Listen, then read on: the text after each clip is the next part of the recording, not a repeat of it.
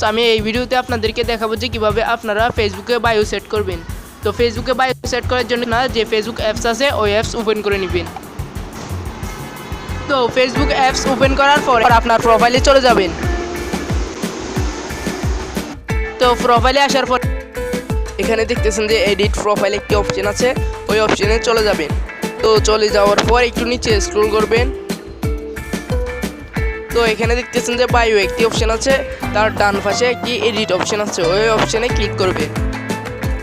তো ক্লিক করার পর উপরে বায়োতে আপনার যা ইচ্ছা তা লিখে দিবেন। আমি লিখে দিচ্ছি।